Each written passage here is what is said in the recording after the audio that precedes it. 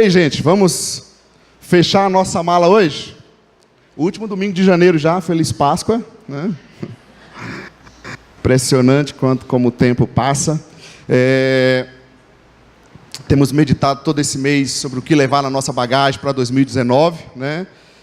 Creio que a palavra de Deus tem ministrado, tem falado, iluminado nossas vidas, e que possamos estar firmes, colocando em prática, prosseguindo na presença de Deus a cada dia. Amém? Quero ler com vocês o segundo livro de Reis, no capítulo 13. Segundo livro de Reis, no capítulo 13, para a nossa meditação de hoje.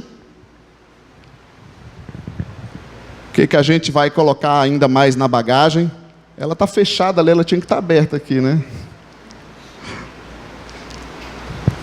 Acharam aí segundo livro de Reis, no capítulo 13. Acharam, sim ou não? Amém ou não amém? Diz assim, vamos ler até o versículo 21. No 23º ano do reinado de Joás, filho de Acasias, rei de Judá, Jeoacás, filho de Jeú, tornou-se rei de Israel em Samaria e reinou 17 anos. Ele fez o que o Senhor reprova, seguindo os pecados que Jeroboão, filho de Nebate, levara Israel a cometer, e não se afastou deles. Por isso a ira do Senhor se acendeu contra Israel, e por longo tempo ele os manteve sob o poder de Azael, rei da Síria, e de seu filho Ben-Hadad. Então Jeoacás buscou o favor do Senhor, e este o atendeu, pois viu o quanto o rei da Síria oprimia Israel. O Senhor providenciou um libertador para Israel, que escapou do poder da Síria. Assim os israelitas moraram em suas casas como anteriormente. Mas continuaram a praticar os pecados que a dinastia de Jeroboão havia levado Israel a cometer, permanecendo neles. Até mesmo o poste sagrado permanecia em pé em Samaria. De todo o exército de Jeoacás, só restaram 50 cavaleiros, 10 carros de guerra e 10.000 soldados de infantaria, pois o rei da Síria havia destruído a maior parte, reduzindo-a a pó. 8. Os demais acontecimentos do reinado de Jeoacás, os seus atos e tudo o que realizou, estão escritos nos registros históricos dos reis de Israel. Jeoacás descansou com seus antepassados e foi sepultado em Samaria. Seu filho Jeoás foi o seu sucessor. No 37º ano do reinado de Joás, rei de Judá, Jeoás, filho de Jeoacás, tornou-se rei de Israel em Samaria e reinou 16 anos.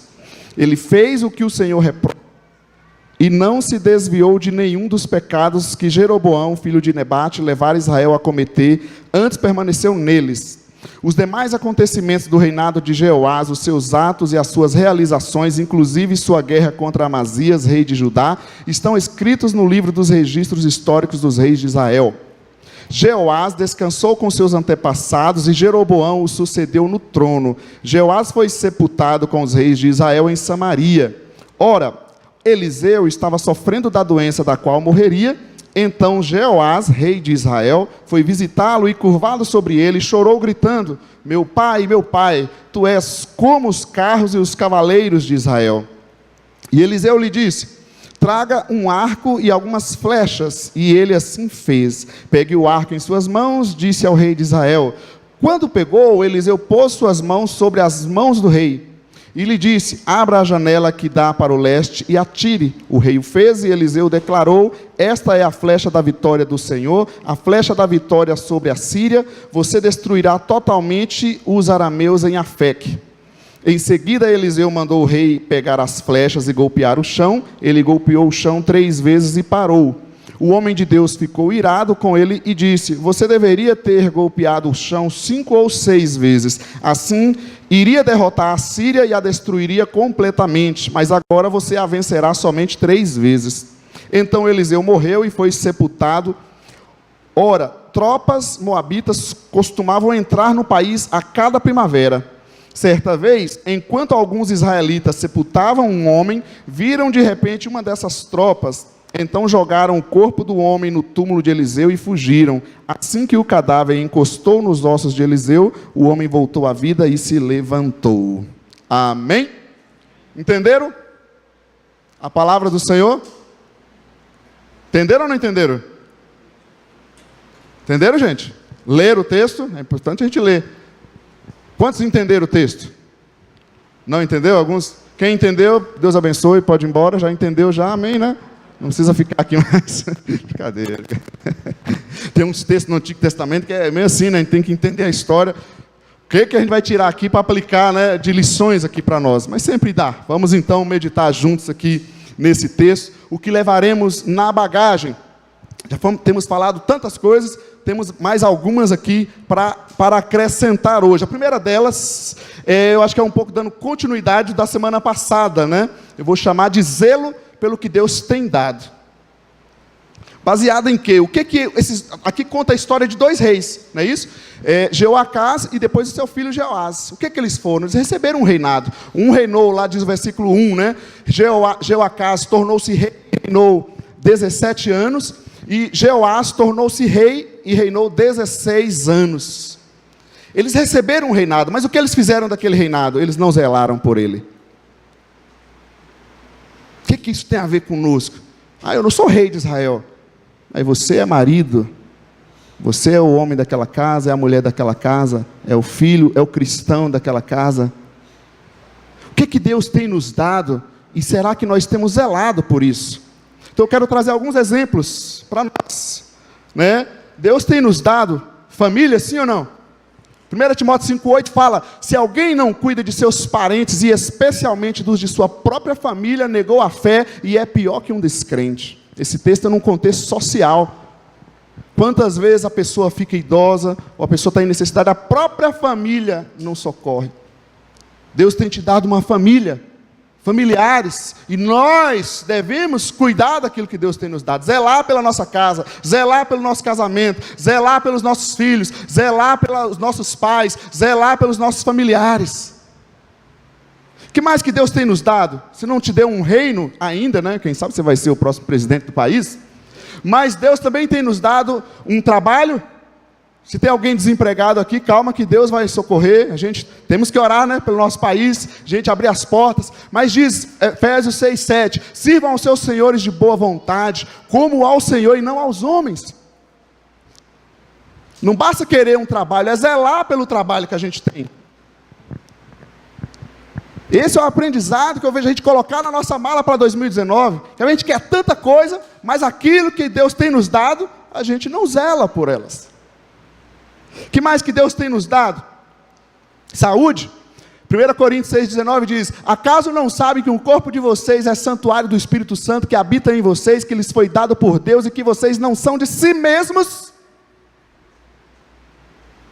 Eu estou tentando retomar meu cuidado da saúde. Eu faço exercício um dia e choro o resto da semana, porque fica tudo doendo, meu Deus do céu. Eu sei que não é fácil, e não estamos falando aqui de questão de radicalismo, de alimentação, de peso, mas Deus tem nos dado saúde, cabe a nós cuidar da vida que Ele tem nos dado, sim ou não? O que mais que Deus tem nos dado, Ricardo? Deus tem nos dado estudo, possibilidade de estudar. Quantas pessoas não tiveram essa oportunidade?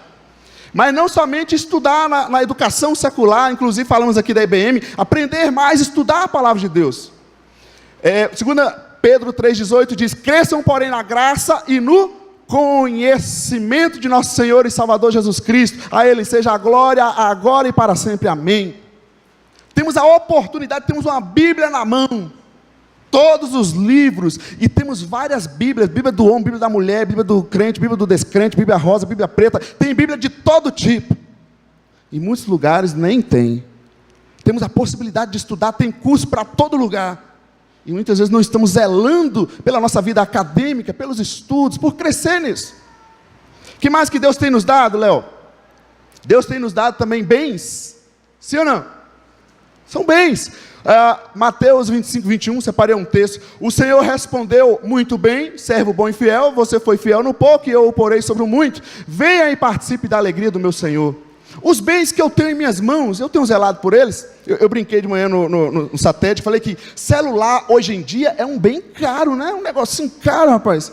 Eu tenho que pagar umas parcelas aqui, porque o meu celular quebrou. Aí me deram uma capinha que eu não gostei, mas agora eu entendi o propósito. Ó, você coloca o dedo assim, e aí você trava para não deixar cair. Eu acho que a pessoa que me deu fala: agora você não vai quebrar mais ele tão rápido, né? Pelo menos. Mas temos que zelar por aquilo que a gente tem, pelos bens que a gente tem. zelar pelo carro, não é idolatrar, zelar pela casa, zelar pelas coisas que a gente tem, zelar pelos bens públicos, zelar pelas cadeiras da igreja. Amém ou não amém? Que mais que Deus tem nos dado, que nós precisamos zelar por essas coisas. Deus também tem nos dado uma salvação. Esse texto me chama muita atenção, Hebreus 2:3. Como escaparemos nós se negligenciarmos tão grande salvação? Eu sou salvo, amém, glória a Deus. Mas eu estou zelando pela essa salvação? O cuidado é meu. Eu que dou o cuidado da minha salvação. Ele me oferece a salvação pela graça dele, mas quem cuida dela sou eu. Como escaparemos se negligenciarmos tão grande salvação? Você está cuidando da sua salvação, sim ou não? Que mais que Deus tem nos dado? Deus tem nos dado um ministério. Efésios 4,16, dele, Jesus, todo o corpo, ajustado e unido pelo auxílio de todas as juntas, cresce e edifica-se a si mesmo em amor, na medida em que cada parte, cada membro realiza a sua função. Qual é a tua função na igreja local?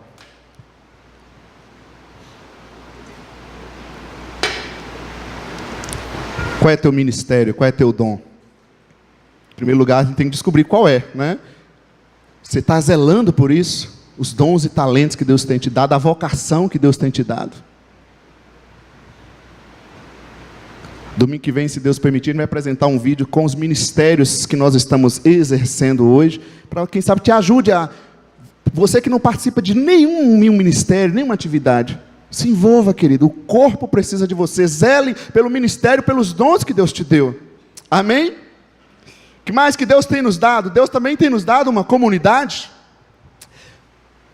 Igreja não é um lugar para a gente se frequentar, não é um teatro que a gente vai e assiste algumas coisas. Igreja é uma família espiritual. Eu pertenço ou não pertenço. Me encontrar com essa família, me reunir com ela. Eu gosto muito desse texto de Hebreus 10:25. Não deixemos de reunir-nos como igreja. Nós estamos aqui apenas nos reunindo como igreja, mas aqui não é a igreja. Então nós temos que zelar por essa vida em comunidade, gente. Aprender muito sobre isso. A gente não anda trocando de pai, né? Troca de pai, troca de mãe. Porque é família. Você não troca de sangue, você não tem como fazer isso. Então a gente tem que aprender também a entender, viver em comunidade. Ser família. Amém ou não amém? Zelar pelo que Deus tem nos dado. Vamos continuando então.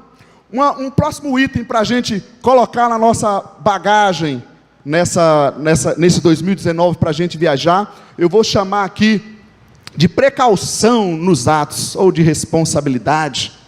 Nós vimos agora a situação lá em Brumadinho, né? Pela mesma companhia, o mesmo estrago acontecendo. É verdade, tem que socorrer, mas a gente precisa de justiça, precisa de responsabilidade, isso não pode acontecer. E muitas vezes os problemas estão acontecendo por falta de precaução. Se eu estou zelando pelo que Deus tem me dado, pela família, pelos bens, pela comunidade, pela minha salvação, pelos meus estudos, eu tenho também que colocar na minha bagagem para viajar um pouco de precaução, um pouco de responsabilidade, vá com juízo, cuidado. Então, o que acontece aqui? Versículo 2 e 11, fala então dos dois reis. E os dois, pai e filho, não zelando pelo seu reinado, o que eles fizeram? Versículo 2 e 11. Fez o que o Senhor reprova, seguindo os pecados de Jeroboão.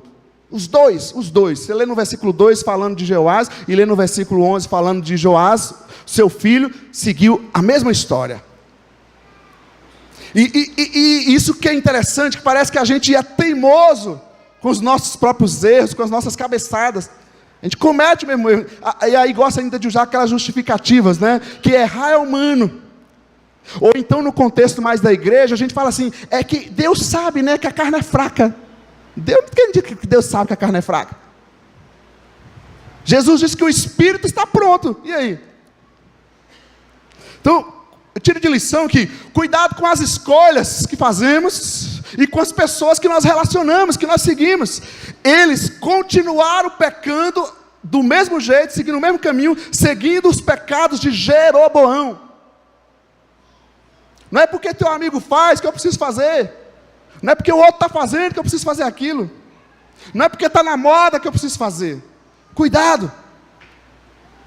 Colocar na nossa bagagem para esse ano um pouco mais de responsabilidade, de precaução. Gente, nós temos muitos problemas, mas muitos deles nós criamos.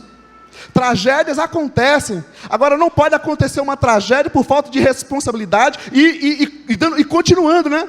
Amanhã vai ser o quê? Vai ter outra cidade lá que a lama vai tomar tudo e vai matar todo mundo e fica por isso mesmo? E aí a gente fica, vamos ajudar eles, mas a gente precisa de responsabilidade para que isso não aconteça.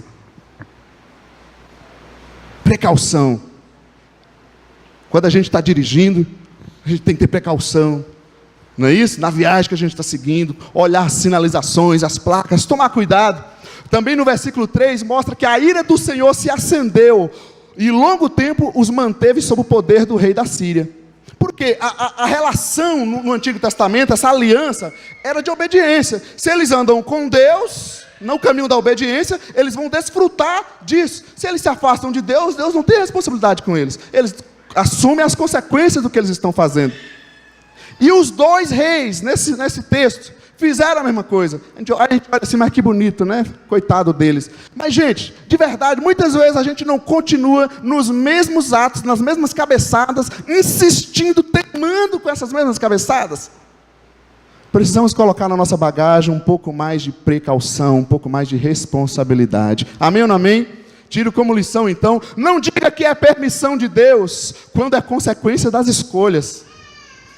Que a gente gosta de jogar a responsabilidade para Deus, né? Eu lembro de uma situação que aconteceu uma vez, e enfim, já aconteceu tantas, né? E a gente ouve essa pergunta, mas como que Deus permitiu isso? Eu falo, mas quem disse que Deus permitiu isso? O fato de Deus ser soberano, gente, não significa que Ele vai cuidar de detalhezinho, detalhezinho. Eu mexi meu braço, foi Deus que permitiu. Não é assim que funcionam as coisas. O ser humano, ele tem responsabilidade, ele tem sua vida, ele tem maturidade, foi entregue na nossa mão. O que nós vamos fazer com isso? Nós vamos assumir as consequências do que nós fizermos. Se eu quero pegar o carro e sair igual um doido a 200 por hora aí, e aí eu tenho um acidente e falo, Deus permitiu. Não, muitas vezes não foi não, foi eu antecipei a minha morte. Então não venha dizer que é permissão de Deus. Ou então aquele negócio, Deus entende, minha carne é fraca. Não, Deus não entende, minha carne é fraca. O que Deus entende é que Ele colocou o Espírito Santo em nós, para que a gente viva uma vida vitoriosa. Cuidado. Que mais? Precaução nos atos. No versículo 6 e 7, aí mostra, eles tiveram um problema que a gente vai falar logo depois, buscaram o Senhor e voltaram, mas continuaram a praticar os pecados, permanecendo neles. Nada havia sobrado do exército de Joacás. Às vezes a gente começa, vai se afastando, e eu acho que esse é o grande detalhe, que o maligno quer agir na nossa vida. O problema do pecado não é tanto a questão da moralidade, que a gente se preocupa muito, né, com a moralidade, com a nossa aparência, com aquilo e tal. O problema é que ele disfarçadamente vai nos tirando de uma vida plena na presença de Deus, e começa você a acomodar, a vida de oração já não é a mesma, o serviço não é o mesmo, a vida familiar não é a mesma, a gente tá com Deus, mas não tá, fica aquele negócio meia boca.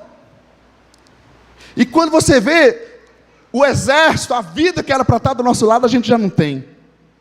Mas não é que Deus não queira abençoar, é que eu não estou tendo precaução nos meus atos. As coisas que eu estou fazendo estão me trazendo consequências. Eu coloco de lição, cuidado para não buscar a ajuda sem querer seguir as orientações. É uma das coisas que mais tenho aprendido na prática do ministério. E isso para mim também. Que a gente quer a ajuda de Deus. Ele fala, você quer que eu ajude? Então você vai fazer isso, isso e isso. E aí nós fazemos? Mas Senhor, eu só quero a tua ajuda, não vem me dar lição de moral, eu sei o que eu faço, eu só quero que o Senhor ajude isso aqui. Então parece que assim, como se Deus tivesse que ficar resolvendo as nossas cabeçadas, e aí a gente continua seguindo as nossas orientações, e aí dá problema, a gente volta para Deus, Senhor me ajuda nisso, e o Senhor é misericordioso, Ele vai lá e faz, aí a gente volta seguindo as nossas orientações. Querida, a gente precisa abrir os olhos. Quer dirigir a 200 por hora? Dirija, mas assuma as responsabilidades.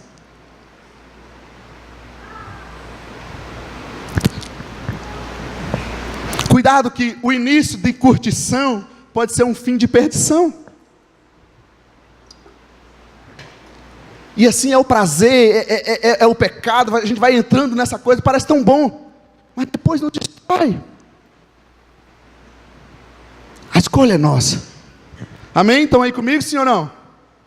Precaução nos atos. Vou colocar 2 exemplos de outros textos. Eu gosto muito desse texto de Romanos 8, que fala da vida no Espírito, para que a gente não viva na vida na natureza carnal. Então diz assim: pois se vocês viverem de acordo com a carne, ou com a nossa natureza humana, com a nossa mentalidade humana, que é pecaminosa, se vocês viverem de acordo com a carne, morrerão.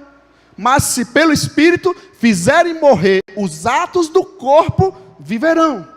Então, se nós recebemos o Espírito Santo, nós precisamos seguir as orientações do Espírito Santo, para não ser levado a viver com a nossa carnalidade, com a nossa humanidade má, porque ela vai nos destruir. Você fala, mas está muito genérico, está muito geral. O que é carnalidade? Eu vou te dar algumas dicas. Então, Gálatas 5 já fala para nós, 19. Imoralidade sexual. Como é que está a nossa sexualidade? Como é que está a nossa sexualidade? Tem que ter precaução. Às vezes é casado, mas está vivendo emocionalmente com outras coisas, a vida virtual. Gente, é terrível o mundo que a gente vive, as coisas que têm acontecido. A impureza, né, pensando sempre com aquela mente suja das coisas.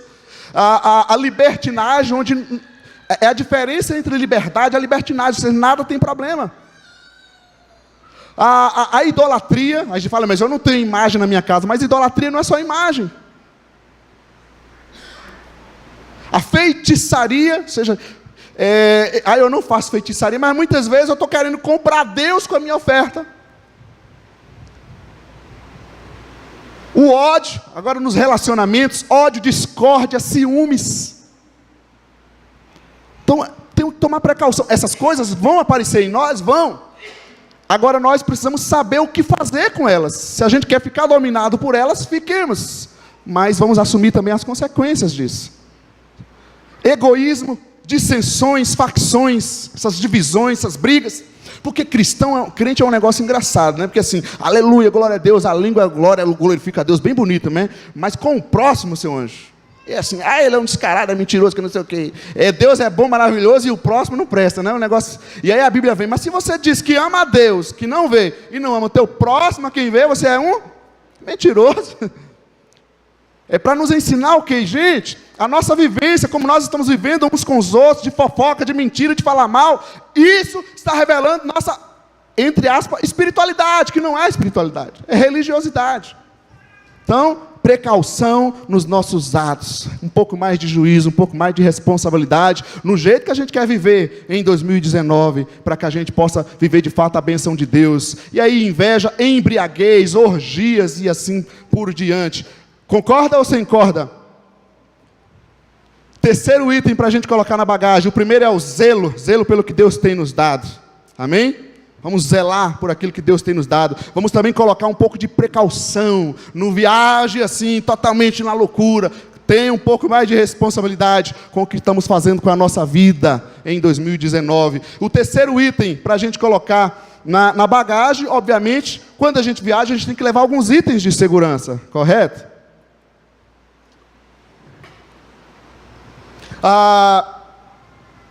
Quantos aqui tem habilitação? Tem habilitação e dirige, porque às vezes a gente tem habilitação, mas não dirige.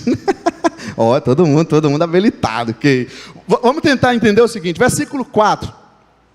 Então Jeoacás, eu falei que ele tinha apontado, vivendo errado, e aí, no versículo 4, então Jeoacás buscou o favor do Senhor, e este o ouviu, pois viu o quanto o rei da Síria oprimia Israel. Aplicando aqui nessa linguagem, né, de viagem, de bagagem, eu chamaria isso de itens de segurança. Esse lugar onde eu posso me recorrer, que é em Deus, que é na oração. Porque cabeçada, infelizmente, a gente faz, viu? Agora, eu vou continuar na minha cabeçada, nas consequências delas, ou eu vou usar o item de segurança. Por exemplo, quando você está viajando, o carro quebra. Aí você fica lá parado na estrada, que gostoso essa praia aqui, né? Quebrou, vou ficar aqui agora na serra, já que quebrou aqui, eu tenho que ficar aqui. Você faz assim? Não, a gente quer consertar para chegar no nosso destino. E por que na vida da gente é o contrário? Quebrou, aconteceu um problema, um erro, seja o que for, e o cidadão, a cidadã para, já que é assim, Deus quis assim, ainda joga Deus no meio, né? Deus sabe de tudo, Deus não sabe de nada disso, querido, isso é coisa nossa. Então, eu diria que nós precisamos ter e saber manusear os itens da segurança espiritual, saber a quem recorrer, confissão, nós paramos de nos confessar, de buscar ajuda, de orar, de jejuar, porque se a gente não recorrer a esses itens, a hora que quebra, e muitas vezes a gente se quebra, a gente vai ficar quebrado lá.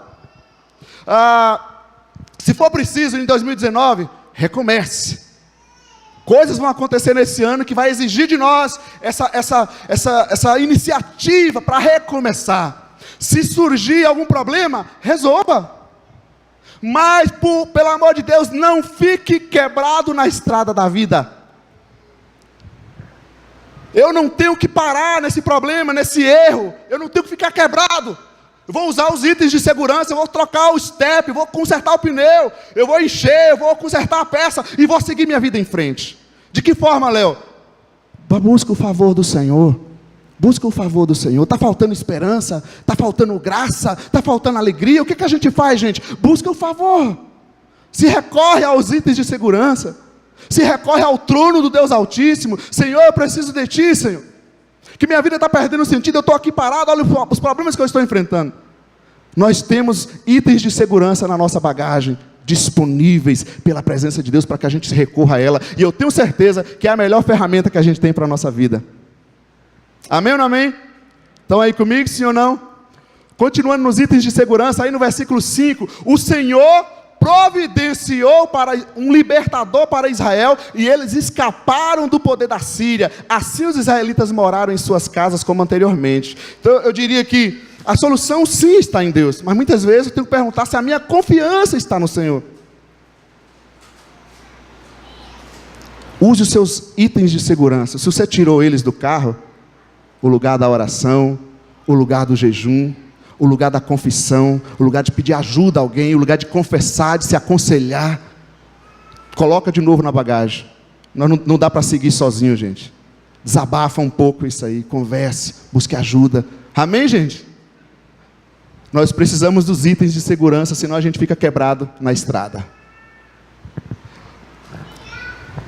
Não economize na manutenção para não ter prejuízo no conserto. Quando eu olho esses tempos de viagem, fala bastante sobre isso, né? Eu também sou motorista, eu sei bem disso, que a gente vai, na hora de fazer a manutenção, a gente quer dar aquelas economias, porque eu acho que eu vou deixar para trocar isso depois. Aí depois a peça quebra e a gente paga o dobro, o triplo, não é verdade? E assim a gente faz na vida espiritual. Às vezes a gente fala, mas eu estou sem tempo agora, a gente deixa de jejuar, deixa de orar, deixa de reunir como igreja, e muitas vezes o problema depois vem para quebrar a gente. Não economize na manutenção da sua vida espiritual a cada dia. Ok? Estão aí comigo, sim ou não?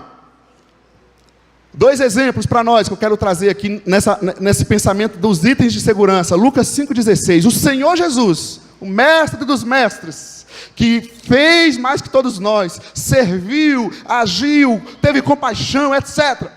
Mas Jesus retirava-se para lugares solitários e orava.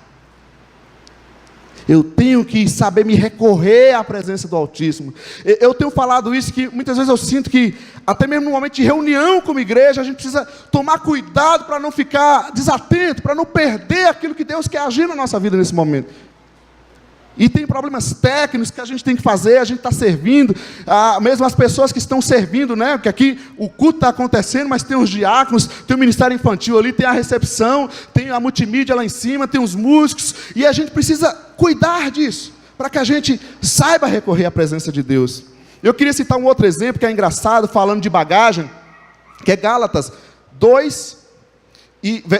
6, versículo 2 e versículo 5. Parece contraditório. Olha só o que a Bíblia diz: levem os fardos pesados uns dos outros, e assim cumprirão a lei de Cristo. No versículo 2. Aí o versículo 5: pois cada um deverá levar a própria carga. É para levar uns dos outros ou a própria carga? As duas coisas. Como assim? Itens de segurança é saber que você não pode carregar tudo do outro. Tem coisa que não cabe a mim fazer. E aqui era a situação de pecado, de problema que acontecia com a pessoa na hora de ajudar. Mas eu não posso tirar os pneus do meu carro para pôr no outro. Você não consegue andar. E muitas vezes o que nós estamos fazendo com a nossa vida, gente, é colocando cargas e mais cargas sobre a nossa vida, que não é para a gente carregar, porque a gente não tem condição de carregar. E aí a gente vai ficando cansado na viagem. A gente vai ficando sobrecarregado. Quem falou, vinde a mim, todos os cansados e sobrecarregados, foi Jesus. Eu não posso falar isso não, porque eu não dou conta. Você não dá conta. Então sim, leve os fardos uns dos outros, mas tenha um nível de segurança. Saiba a hora que você vai para casa, não ficar com aquele negócio na cabeça.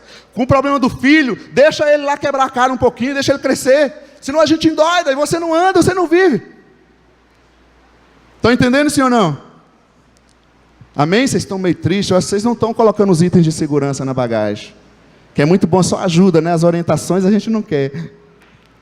Né? Amém? Vamos lá. Tem mais aqui, falta só uns 8 pontos. A gente agora criou uma regra para pregar sempre 8 pontos, tá? Em quarto lugar, olhando para esse texto, vamos dizer que colocar também na nossa bagagem a honra às pessoas da nossa vida.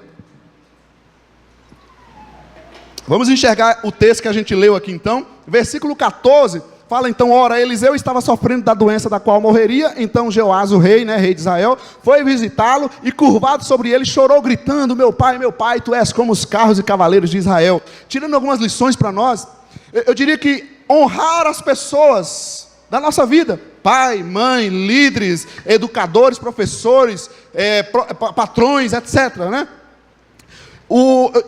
Está relacionado a estar junto, andar junto. O profeta Eliseu, sofrendo da doença, o que o rei foi fazer? Foi lá visitá-lo. E às vezes a gente quer muito do outro.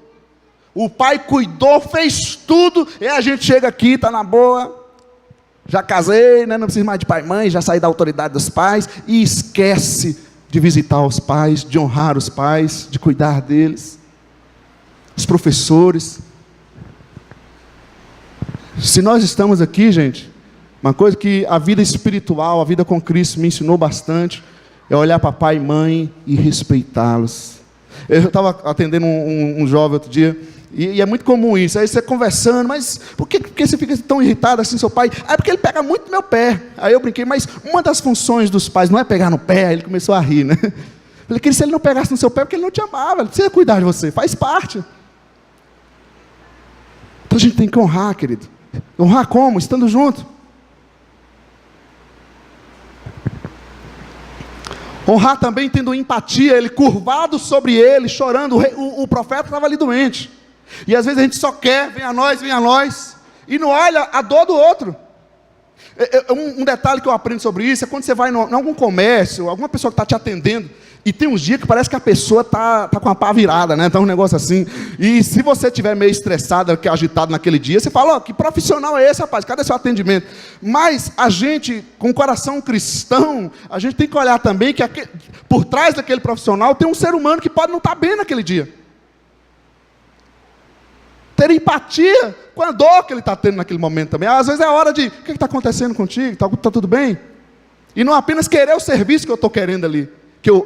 O rei foi procurar Eliseu porque ele estava precisando de ajuda também. Certo? Outra coisa que eu vejo aqui, a liderança espiritual, ele chama o profeta, né? Meu pai. Esse reconhecimento, né, da liderança. O que significa a palavra padre? Né? Pai. Ué, mas o padre é meu pai? Liderança espiritual. O que significa a palavra pastor? Aí complicou, né? O que significa? Os teólogos. Um guia, né? É o guia. Aí, muitas vezes a gente olha para os líderes, e eu vejo isso, eu acho que é um dos problemas como cristão, como igreja, que a gente precisa melhorar, e muito.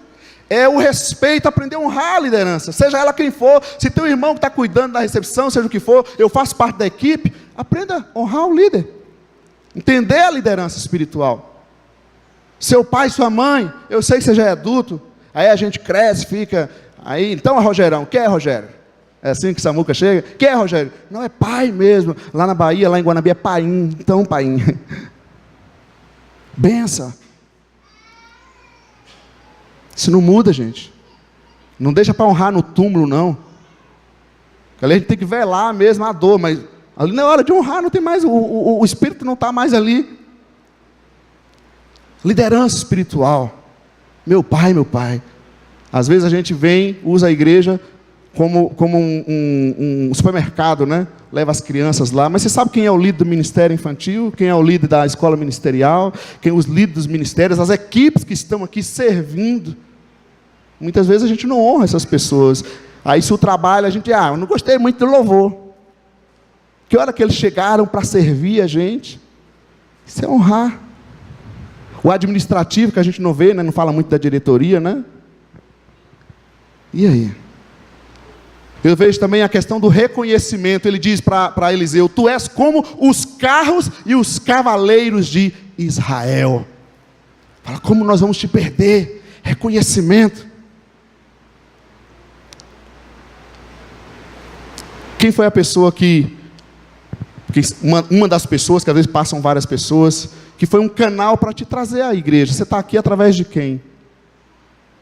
Tem lembrado, honrado essas pessoas? Né? Os professores que a gente tem professores do seminário aqui, eu tive aula. Pessoas que passaram na minha vida.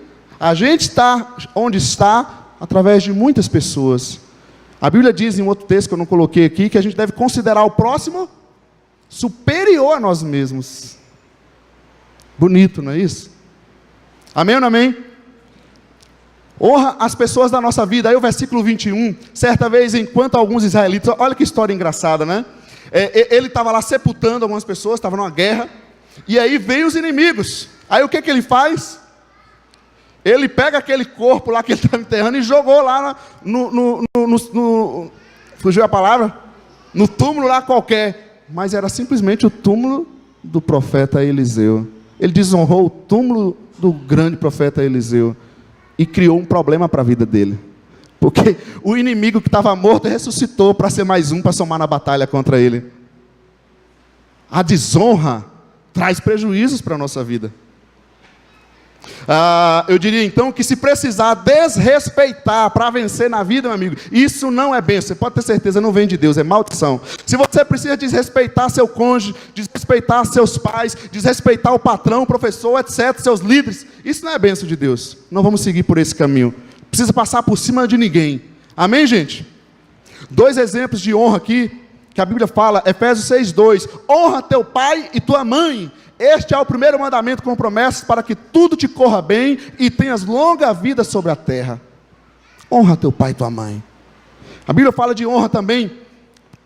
Provérbios 3, olha, nos bens, falando ao Senhor, honre o Senhor com todos os seus recursos e com os primeiros frutos de todas as suas plantações, os seus celeiros ficarão plenamente cheios e os seus barris transbordarão de vinho. Honre ao Senhor com os talentos que você tem.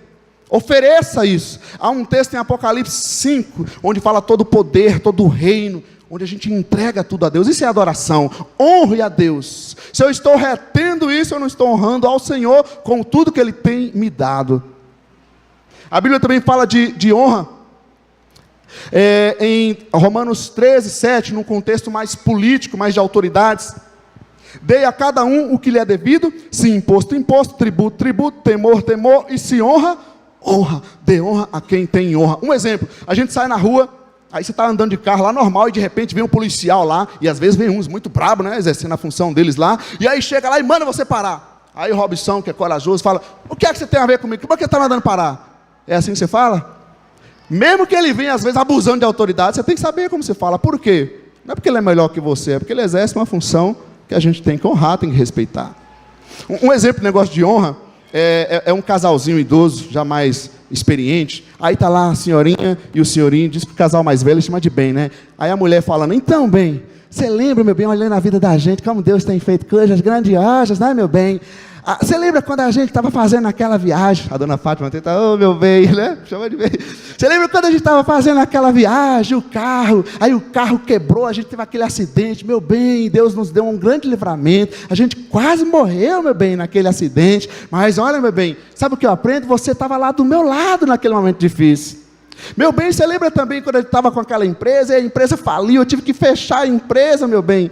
Meu bem, quem estava do meu lado? Você, meu bem, estava comigo, meu bem. Meu bem, eu lembro também quando eu estava com aquele problema de saúde, que eu tive aquela dificuldade tão grande, meu bem. Quem estava do meu lado? Você, meu bem. Meu bem, eu quero te falar hoje uma coisa muito importante. Você dá azar. Isso não é honrar, não. É só para brincar, para a gente acordar. Mesmo. A gente fica esperando que seja uma coisa boa, né? Só para rir, tá? Não tem nenhuma moral, nenhuma lição, nada disso. Vamos lá. Quinto ponto para a gente finalizar e colocar na nossa bagagem hoje.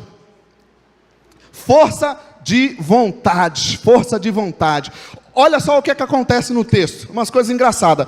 O rei vai lá buscar o profeta que está para morrer, né? E eu acho tão interessante esse texto na Bíblia, que fala, é o profeta cheio do poder de Deus, que foi usado para curar muitas enfermidades, e agora vem lá, ele estava sofrendo da doença da qual morreria. Olha que coisa interessante. E aí, chega o rei desesperado, que fala, que o profeta, ele, na autoridade espiritual, era aquela pessoa que abençoava a nação. E agora o profeta morrendo, o que vai ser de nós? Como que a gente vai vencer as guerras? E então o profeta chega e fala com o rei, vai lá, traga um arco e algumas flechas, no versículo 15. Aí ele vai lá e busca. Aí ele chega no versículo 16, Eliseu então pôs suas mãos sobre as mãos do rei. Olha um ritual que está acontecendo ali, abençoando, não é isso? Aí chega no versículo 17, ele manda abrir a janela que dava para o leste e atirar. Aí ele fala, esta é a flecha da vitória do Senhor sobre a Síria, que era o país que vinha guerrear contra eles. Você destruirá totalmente os arameus em Afec. Aí, chega no versículo 18 e 19. Em seguida, Eliseu mandou o rei pegar as flechas e golpear o chão. Ele golpeou o chão 3 vezes e parou. O homem de Deus ficou irado com ele e disse, você deveria ter golpeado o chão 5 ou 6 vezes, então iria derrotar a Síria e a destruiria completamente, mas agora você a derrotará somente 3 vezes. Força de vontade, a gente precisa colocar na nossa bagagem, para a gente andar bem em 2019. Eu aprendo com esse texto, que ter força de vontade é ir além da obediência, é fazer com intensidade, com paixão. Por exemplo, o profeta mandou ele lá pegar o arco, ele não fez? Não foi e pegou? Mandou ele abrir a janela, ele não abriu? Mandou ele atirar no chão, ele não abriu?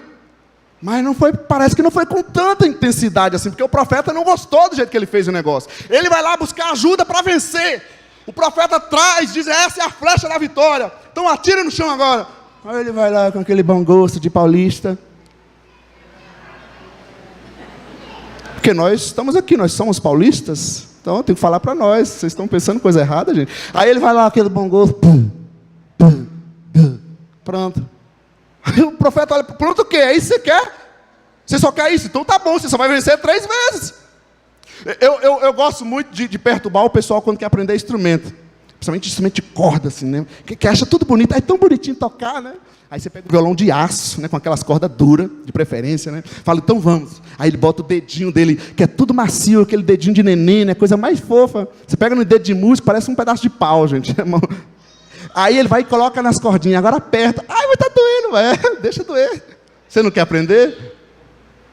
Ter força de vontade, fazer com paixão, com intensidade.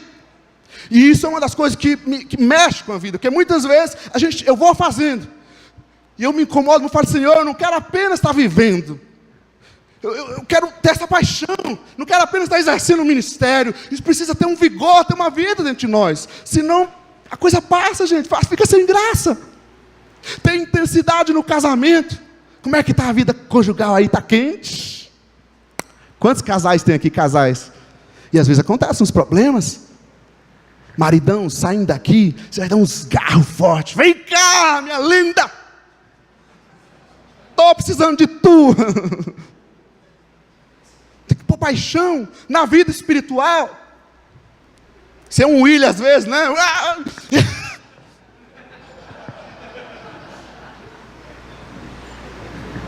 Porque senão, gente, fala, eu quero vencer, eu quero andar. Mas com essa força de vontade que eu quero vencer, não, assim não vai. Sim ou não, gente? Eu sei que tem problemas, todo mundo tem problema, eu sei que tem dificuldade, mas eu tenho que saber o que eu quero. Se eu quero andar, eu quero vencer, Então vamos pôr força de vontade nisso. É aquele trabalho, às vezes está difícil, mas em nome de Jesus, Senhor, abençoa meu dia de trabalho. Eu vou para aquele lugar com intensidade, abrir meu coração. Isso tem que estar dentro de nós, Estou passando uma dificuldade, mas eu sei que o Senhor está comigo. Coloca paixão na tua vida, coloca paixão nas coisas que você está enfrentando, coloca mover de Deus em intensidade. Não apenas ser obediente, fazer as coisas certinhas, mas fazer com muito vigor. Às vezes a gente até erra, mas que seja com muito coração. Eu quero colocar paixão nisso que eu estou fazendo. Amém?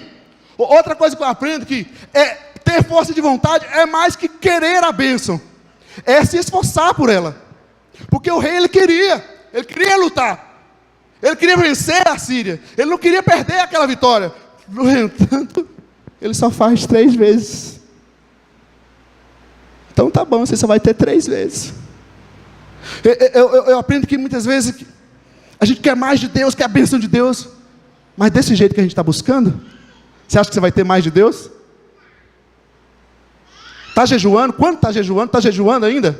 Ou esqueceu que tem jejum? Um cristão, gente, no normal, a gente precisa pelo menos uma vez na semana jejuar, dentro das possibilidades de cada um.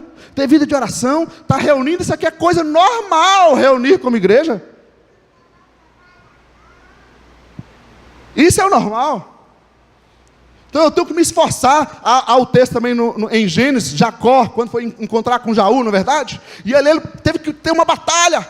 Porque na verdade a batalha é conosco mesmo, é com o nosso esforço. Muitas vezes eu não estou vencendo, eu não estou avançando, é porque eu mesmo parei, eu mesmo me acomodei, eu mesmo não quero avançar mais. E aqui está o problema. Eu quero a bênção de Deus, mas eu não me esforço por ela. Porque quem quer, corre atrás. Eu quero mais de Ti, Senhor. Então eu preciso orar mais. Preciso ser mais firme na igreja. Preciso me envolver mais. Amém ou não amém? Continue comigo. Ter força de vontade é mais também do que acreditar. É o quanto se pratica. O profeta Eliseu diz, olha, está aqui. Esta é a flecha da vitória.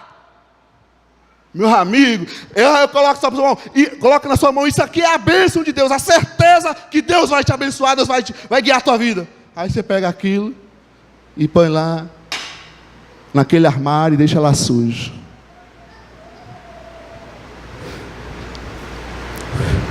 Aí eu acredito que Jesus é Deus, Jesus ama, mas o quanto eu pratico disso, que Jesus ama, que Jesus é Deus, que Ele é o único caminho, a verdade e a vida. Eu acredito que Jesus é perdoador, mas por que eu não saio daqueles mesmos erros que eu estou atolado há tanto tempo? Eu acredito que Jesus restaura a minha vida, mas por que eu continuo naqueles problemas do passado?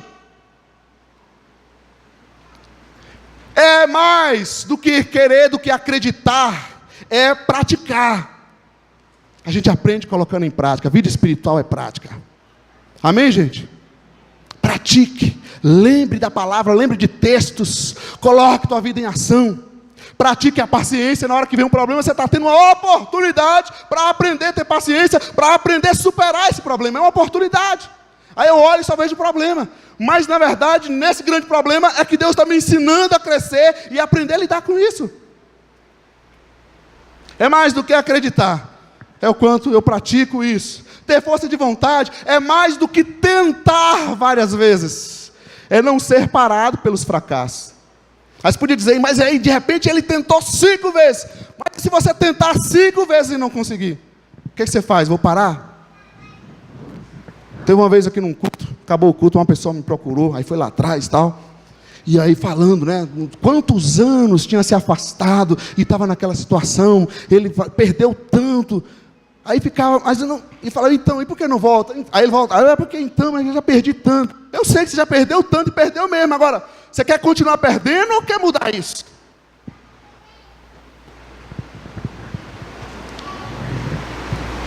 Muitas vezes nós vamos fracassar, gente. Mesmo você se esforçando, eu sei que você está se esforçando. Problemas vão acontecer. Nem tudo a gente vai ter sucesso, mas eu não posso ser parado por causa disso. Ok? Amém? Ter força de vontade é não parar, mesmo quando as coisas não estão dando tão certo assim. E eu quero então trazer alguns exemplos para você, que às vezes a gente critica, né? A gente fala assim, a gente não pode viver de caixinha de promessa, ou seja, daqueles versículos bons, e é verdade. Mas eu também preciso trazer para a minha vida as promessas de Deus, a convicção que Deus está comigo. Por exemplo, Deus, quando levantou Josué para liderar o povo, foi o próprio Senhor que trouxe essa palavra para Josué. Não fui eu que lhe ordenei, seja forte e corajoso. Não se apavore, nem se desanime, pois o Senhor, o seu Deus, estará com você por onde você andar. O que é que eu estou enfrentando? Qual a batalha, qual a luta? Mas é minha força de vontade diante de... É o próprio Senhor, gente, que vem nos dar essa palavra de ânimo, que vem dizer, levanta. Porque muitas vezes o meu desânimo está atrapalhando esse agir de Deus. Eu quero a bênção, mas eu estou jogando a flecha só 3 vezes. Aí eu orei, mas não aconteceu nada, a gente para.